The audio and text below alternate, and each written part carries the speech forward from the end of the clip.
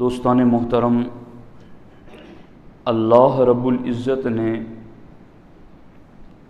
انسان کی طبیعت میں جو صفتیں رکھی ہیں ان میں سے ایک صفت ہے انسان کا غیرت مند ہونا۔ باغیرت انسان اپنی غیرت کے تقاضوں پر عمل کرتے ہوئے بہت ساری چیزوں کو اپنے اور اپنے گھر والوں کے قریب نہیں آنے دیتا، چونکہ وہ باتیں اس کی غیرت کو گوارا نہیں ہیں کہ میرے قریب یہ چیزیں آئیں یا میرے بیوی بچوں کے قریب یہ چیزیں آئیں۔ تو جس طریقے سے انسان کی غیرت کچھ تقاضا کرتی ہے، اللہ رب العزت کے بارے میں ہمارے نبی علیہ الصلاۃ والسلام نے ارشاد فرمایا، لا احد اغیر من اللہ، اللہ سے زیادہ غیرت والا کوئی نہیں۔ تو اللہ کی غیرت کس چیز میں ہے؟ ہماری غیرت اس چیز میں ہوتی ہے کہ کوئی ہمیں گالی نہ دے، کوئی ہمیں برا بھلا نہ کہے، کوئی ہماری بہن، بیٹی یا بیوی کو بری نگاہ سے نہ دیکھیں۔ یہ ہماری غیرت کے تقاضے ہیں۔ اللہ سمیع و بصیر غیور ہیں، سب سے زیادہ غیرت والا ہے۔ تو اللہ کی غیرت کس چیز میں ہے؟ ہمارے نبی علیہ الصلاۃ والسلام ارشاد فرماتے ہیں، وَلِذَٰلِكَ حَرَّمَ الْفَوَاحِشَ مَا ظَهَرَ مِنْهَا وَمَا بَطَنَ۔ اللہ کی غیرت چھپے ہوئے اور ظاہری گناہوں میں ہیں، یعنی جب بندہ چھپ کر یا ظاہر میں گناہ کرتا ہے تو اللہ کی غیرت جلال میں آ جاتی ہے، بلا تشبیہ و بلا تمثیل۔ غیرت مند انسان کی بیوی، بیٹی یا بہن پر کوئی غلط نگاہ ڈالے تو اس کی غیرت اور اس کی رگ حیات بھڑک اٹھتی ہیں اور وہ اس کے تقاضے پر عمل کرتے ہوئے کچھ نہ کچھ آگے ایکشن لیتا ہے۔ تو اللہ کی غیرت ہے کہ حرام کام بندہ نہ کرے، اللہ کی غیرت ہے کہ بندہ ظاہر اور باطنی گناہوں سے اپنے آپ کو بچائیں، مگر جب وہ بندہ حرام کاموں میں پڑ جاتا ہے، چھپ کر یا کھلے میں گناہ کرتا ہے، تو اللہ کی غیرت کو جلال آتا ہے۔ اور جب رب کی غیرت کو جلال آتا ہے تو پھر نتیجہ کیا ہوتا ہے؟ آپ کی غیرتوں کے نتیجے بہت محدود ہیں، اس کے تقاضے بہت محدود ہیں، مگر رب غیور بھی ہیں اور عزیز ذو انتقام بھی ہیں، غالب بدلہ لینے والا، عزیز حکیم، غالب حکمتوں والا۔ ان بطش ربک لشدید، اس کی پکڑ بہت سخت ہے، فعال لما یرید، وہ جو چاہے کرے، اسے کوئی پوچھنے والا نہیں، کوئی ٹوکنے والا نہیں۔ ہماری طبعی غیرت اگر جوش میں آتی ہے تو ہم کچھ نہ کچھ ایکشن لیتے ہیں۔ جب بندہ گناہ میں پڑتا ہے، رب کی غیرت کو جب جوش آتا ہے اور جلال میں آتی ہیں تو اس غیرت کے تقاضے پر آگے قدرت کا فیصلہ کیا ہوتا ہے، خود اللہ کے رسول علیہ الصلاۃ والسلام کی زبان سے سنیے۔ ہمارے آقا حضور سید عالم صلی اللہ تعالی علیہ وسلم نے ارشاد فرمایا، ما ظہرت الفاحشۃ فی قوم قط، جب بھی کسی قوم میں فواحش پھیل جاتے ہیں، برائیاں گناہ کھلم کھلا یا چھپ کر جب عام طور پر ہونے لگتے ہیں، یعمل بہا فیہم علانیۃً، اور وہ گناہ اعلانیہ ہونے لگے، کھلے عام ہونے لگے، تو ہمارے آقا علیہ السلام فرماتے الا ظہر فیہم الطاعون، تو اللہ ایسی قوم میں طاعون کی بیماری ڈال دیتا ہے، والاوجاع التی لم تکن فی اسلافہم، اور اللہ ایسی بیماریاں اس قوم میں ڈال دیتا ہے کہ ان کے باپ دادا نے ان بیماریوں کا نام بھی نہ سنا ہوگا۔ یہ حدیث کوئی آج حضور کی زبان سے نہیں نکلی، یہ 1450 سال پہلے ہمارے نبی نے فرمایا ہے کہ جب لوگ کھلے عام گناہ کریں گے، جب کھلے عام بدکاری اور بے حیائی کریں گے، تو اللہ تعالیٰ اس قوم پر طاعون اور ایسی بیماریاں ڈال دے گا کہ جن بیماریوں کے نام لم تکن فی اسلافہم، کہ ان کے بزرگوں نے، ان کے باپ داداؤں نے ان بیماریوں کا نام تک نہ سنا ہوگا۔ تو آپ دیکھ لیں کہ آج گناہوں کا بازار کس قدر گرم ہے، اور پھر اللہ کی غیرت کو جب جلال آتا ہے، اور غیرت رب کی جلال میں کب آتی ہیں؟ جب بندہ فواحش اور منکرات اور گناہوں میں پڑتا ہے تو اللہ کی غیرت کو جلال آتا ہے، اور رب پھر اس غیرت کے تقاضے کے مطابق کیا کرتا ہے؟ ظہر فیہم الطاعون والاوجاع التی لم تکن فی اسلافہم، پھر ان میں طاعون پھیل جاتا ہے، پلیگ کی بیماری پھیل جاتی ہیں، اور ایسی بیماریاں کہ جن کا نام بھی ان کے باپ دادا نے نہ سنا ہوگا۔ ابھی ایک کورونا کی وبا تھوڑی ہلکی نہیں ہوئی کہ دوسری نئی بیماری کا نام آ گیا، ابھی وہ ختم ہونے کی آئی کو پھر تیسرا نام آ گیا۔ تو یہ تو ہمارے نبی علیہ الصلوۃ والسلام نے پہلے سے بتایا کہ یہ گناہ کر کے لوگ رب کی غیرت کو بلا رہے ہیں۔ اب قرآن مجید میں بھی اللہ رب العزت نے اس کا ذکر فرمایا ہے۔ آپ دیکھیں، میں نے جو آیت مبارکہ خطبے میں پڑھی، اللہ رب العزت فرماتا فَكُلًّا أَخَذْنَا بِذَنبِهِ، کہ ہم نے ہر ایک کو اس کے گناہ کی وجہ سے پکڑ لیا۔ یہ ہر ایک کون تھا جن کو پکڑا ہے؟ یہ کوئی معمولی جھوپڑیوں میں رہنے والے نہیں تھے کہ ہوائیں چلی اور ان کی جھوپڑیاں اڑ گئی، یہ کوئی معمولی غریب تنگ دست نہیں تھے کہ جن کے بارے میں کوئی یہ کہے کہ اس کے پاس کوئی حفاظت کا سامان نہیں تھا اس لیے مصیبت میں پکڑا گیا۔ یہ رب جن کے بارے میں فرما رہا فَكُلًّا أَخَذْنَا بِذَنبِهِ، کہ ہم نے ان میں سے ہر ایک کو اس کے گناہ کی وجہ سے پکڑ لیا۔ وہ کون ہے ہر ایک؟ وہ فرعون ہیں جو پوری دنیا کا حکمران تھا، وہ قارون ہیں کہ جس کے خزانوں کی چابیاں 70 بندے اٹھا نہ سکے، اتنی چابیاں تھی خزانوں کی۔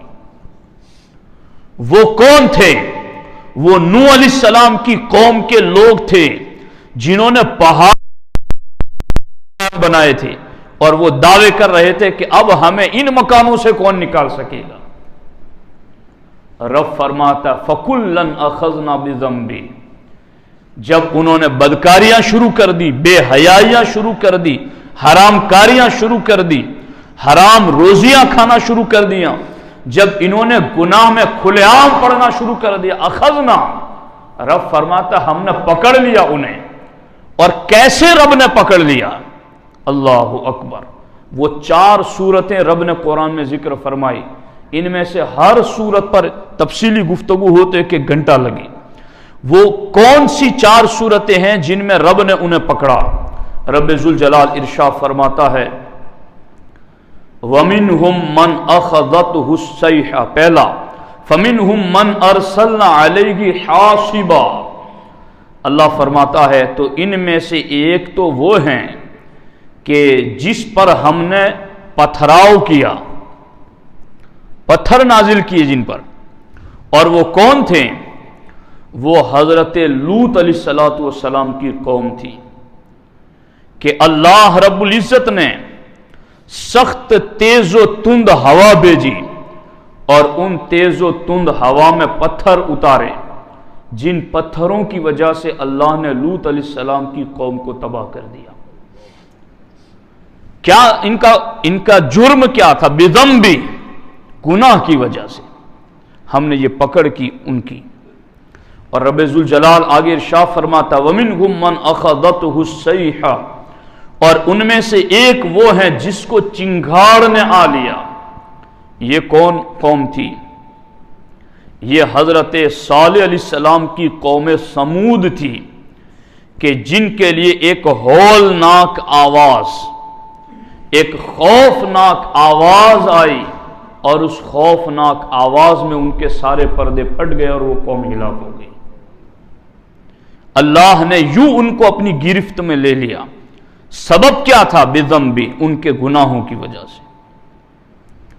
رب ذوالجلال ارشاد فرماتا وَمِنْهُمْ مَنْ خَسَفْنَا بِهِ الْأَرْضِ، اور ان میں سے ایک وہ تھا جس کو ہم نے زمین میں دھسا دیا۔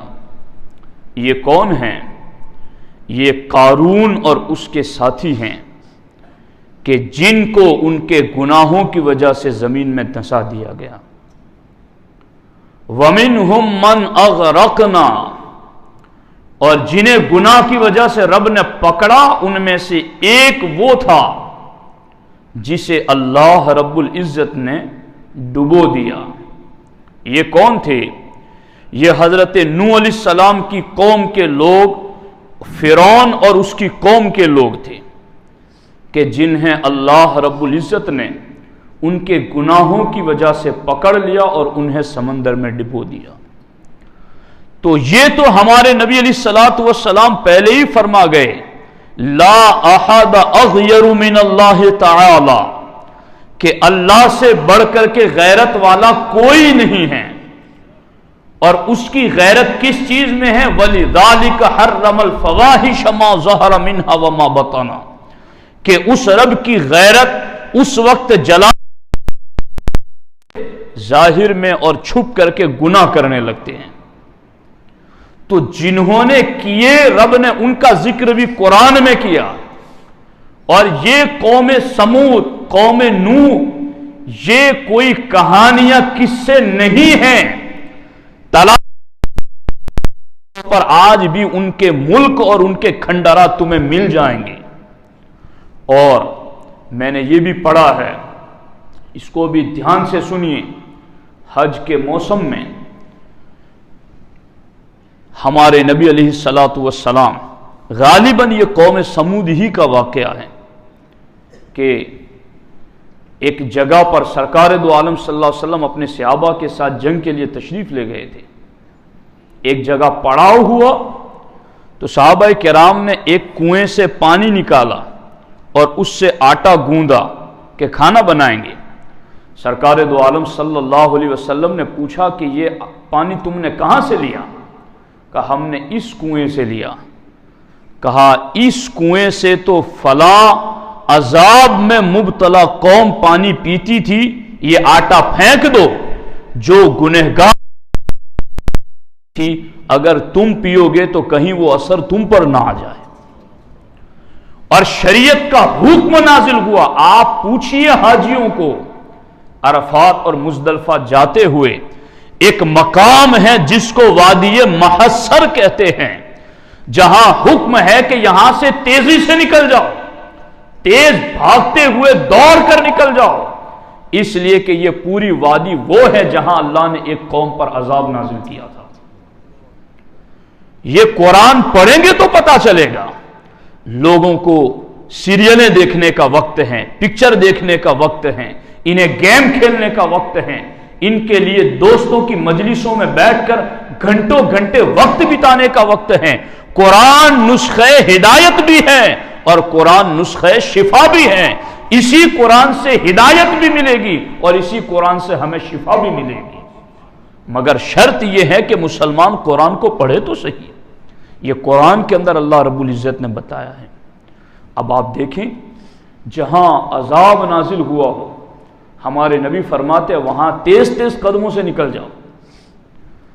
تو پتہ چلا کہ جس جگہ قوم نے گناہ کیے اور ان پر عذاب نازل ہوا اہل ایمان کا اس جگہ ٹھہرنا بھی رب کو پسند نہیں ہے. تو پھر گناہ میں مبتلا ہونے سے رب کی غیرت کو کتنا جلال آتا ہوگا. یہ چیز سمجھنے کی ہے. اس سلسلے میں قرآن مجید میں اور احادیث طیبہ میں مختلف مقامات پر اس کے سلسلے میں ہمیں رہنمائی ملتی ہیں. اب یہ سیدنا حذیفہ رضی اللہ تعالی عنہ سے روایت ہے.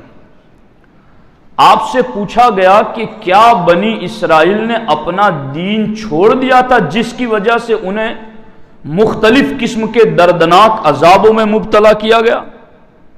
یعنی ان پر طرح طرح کے عذاب آئے تو کیا انہوں نے دین چھوڑ دیا تھا اس لیے عذاب آیا تھا؟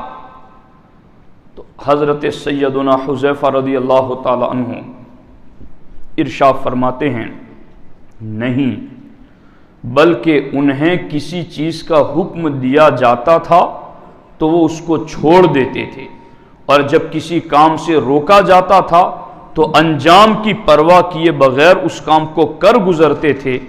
اس وجہ سے اللہ نے انہیں قسم قسم کے عذابوں میں مبتلا کر دیا. اور وہ کون سے عذاب تھے؟ ان میں سے ایک عذاب یہ تھا کہ اللہ نے ان کی شکلیں بندروں کی طرح کر دی، انہیں خنزیر کی شکل میں بدل دیا.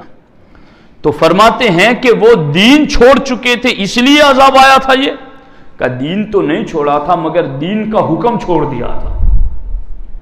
دین نے جو کرنے کو کہا تھا وہ نہیں کر رہے تھے، اور جس چیز سے روکا تھا اسے کر رہے تھے. بس اللہ رب العزت نے اس وجہ سے انہیں عذاب میں مبتلا کر دیا ہے.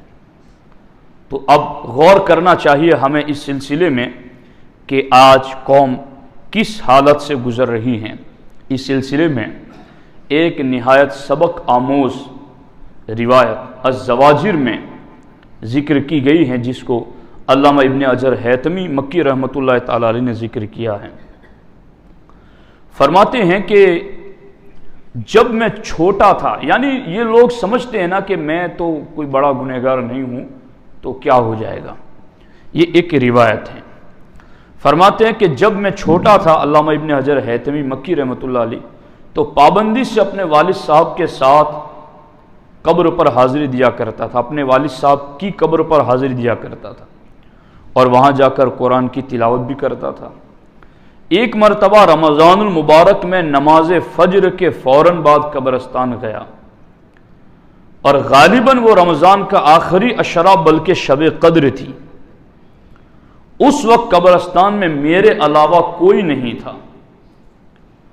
ابھی میں نے اپنے والد صاحب کی قبر کے قریب بیٹھ کر قرآن پاک کا کچھ حصہ پڑھا ہی تھا کہ اچانک شدید آہ و بکا اور رونے دھونے کی آواز میں نے سنی.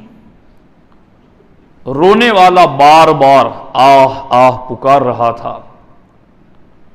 میں گھبراہٹ میں مبتلا ہو گیا اور میں قراءت چھوڑ کر وہ آواز سننے لگا. میں نے قبر کے اندر سے عذاب کی آواز سنی. عذاب میں مبتلا شخص اس طرح آواز آہوزاری کر رہا تھا جسے سننے سے دل مضطرب اور گھبراہٹ میں مبتلا ہو گیا. میں کچھ دیر تک وہ آواز سنتا رہا. پھر جب دن چمک اٹھا، دن روشن ہو گیا تو وہ آواز سنائی دینا بند ہو گئی. جب میں ایک شخص کے قریب سے گزرا تو میں نے اس سے پوچھا کہ یہ کس کی قبر ہیں؟ تو اس نے بتایا کہ یہ فلاں کی قبر ہیں. اور میں نے اس کو بچپن میں دیکھا تھا کہ یہ کثرت سے مسجد آتا جاتا، نمازوں کو اپنے اوقات میں ادا کرتا اور بیجا گفتگو سے پرہیز کرتا تھا. میں نے چونکہ اسے دیکھا ہوا تھا لہذا میں اسے پہچان گیا. اس بندے نے امام ابن حجر حیتمی مکی سے یہ کہا. لیکن امام ابن حجر مکی حیتمی فرماتے ہیں کہ اس شخص کی موجودہ حالت نے مجھے بہت گہرا اثر ڈالا تھا، اور مجھے معلوم ہو گیا کہ اس نے زندگی میں اعمال صالحہ کو محض اپنے ظاہری لبادہ بنا رکھا تھا، اس کے بعد میں نے اس کے احوال یعنی اس کی حقیقت جاننے والوں سے اس کے بارے میں پوچھ گچھ کی تو لوگوں نے مجھے بتایا کہ وہ سود کھایا کرتا تھا اور وہ ایک تاجر تھا. جب بوڑھا ہوا تو اس کے پاس مال کم رہ گیا تو اس کا ظالم اور خبیث نفس اپنی باقی زندگی میں اس جمع شدہ پونجی سے گزارا کرنے پر راضی نہ ہوا. چونکہ پوری زندگی بڑا مال دیکھا تھا، اب تھوڑا بھی کم ہوا تو اسے یہ برداشت نہ ہوا. تو شیطان نے اس کے دل میں سود کی محبت کو ڈال دیا، یہاں تک کہ اس کے مال میں کمی نہ ہو. اس وجہ سے اس نے یہ کام شروع کر دیا.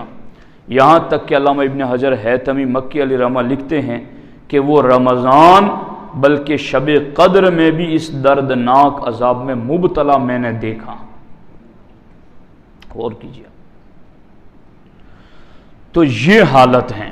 اللہ رب العزت کی غیرت سے بندے کو ہمیشہ خوف زدہ رہنا چاہیے. اور پھر اس سلسلے میں ایک واقعہ یہ بھی ہے، وہ چونکہ کبھی کبھی بندہ یہ ہوتا ہے کہ وہ کھلے میں تو گناہ سے بچ جاتا ہے، مگر جب وہ تنہائی میں ہوتا ہے تو پھر وہ یہ سمجھتا ہے کہ اب مجھے کون دیکھ رہا ہے. لوگوں کی شرم کی وجہ سے تو وہ کھلے عام تو گناہ نہیں کرتا، مگر جب تنہائی میں ہوتا ہے تو وہ گناہ میں مبتلا ہو جاتا ہے. اور آج حالات اتنے سنگین ہو چکے ہیں کہ گناہوں کے اتنے آلات اور ایسے سامان ایجاد ہو چکے ہیں.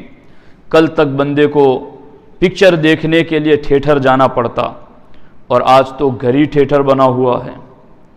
اور کل تک بے حیائیاں کرنے کے لیے کسی علاقے میں اس کو جانا پڑتا، آج تو وہ ساری چیزیں آدمی کو جلد دستیاب ہو جاتی ہیں.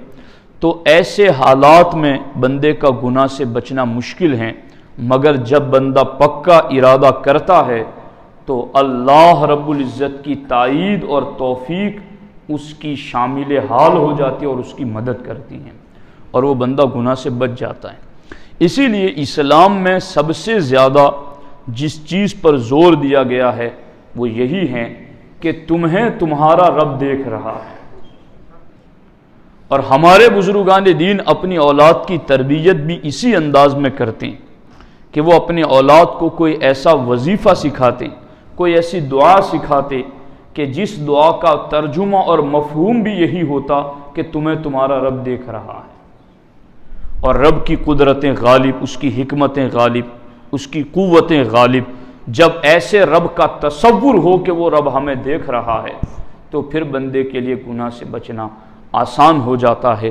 دوستان محترم، میں نے گزشتہ جمعہ میں بھی آیت کریمہ پڑھ کر آپ کو بتایا تھا کہ اللہ نے فرمایا کہ سمندر میں اور سمندر کے باہر جو کچھ بھی فساد پھیلتا ہے وہ لوگوں کے گناہوں کی وجہ سے. اور یہ قرآن کے اندر رب ذوالجلال نے فرمایا کہ اس طرح سے ہم نے بڑے طاقتور لوگوں کو بھی ان کے گناہ کی وجہ سے پکڑ لیا ہے. یہاں چونکہ اور بھی بہت ساری باتیں ہیں لیکن وقت ختم ہو رہا ہے، اس وجہ سے میں وہ ساری باتیں عرض نہیں کر پاتا. ایک سوال یہ پیدا ہوتا ہے کہ یہ گناہ ہمارے ملک سے زیادہ باہری ملکوں میں ہوتے ہیں، مغرب میں، تو یہ عذابات وہاں کیوں نہیں آتے، یا یہ اس قدر زیادہ موتیں یا اس قدر حالات وہاں سنگین کیوں نہیں ہوتے؟ تو اس کا جواب یہ ہے کہ پہلی بات تو یہ ہے کہ کفار کو دنیا میں کئی اعتبار سے مہلت ملی ہوئی ہے. اس پر میں مستقل گفتگو بعد میں کروں گا کہ کفار کو دنیا میں کئی اعتبار سے مہلت ملی ہوئی ہے، لہذا وہ مہلت سے فائدہ اٹھا رہے. چونکہ ان کی سزا زیادہ ہے اس لیے ان کو گناہ کی چھٹی بھی بڑی ملی ہوئی ہے.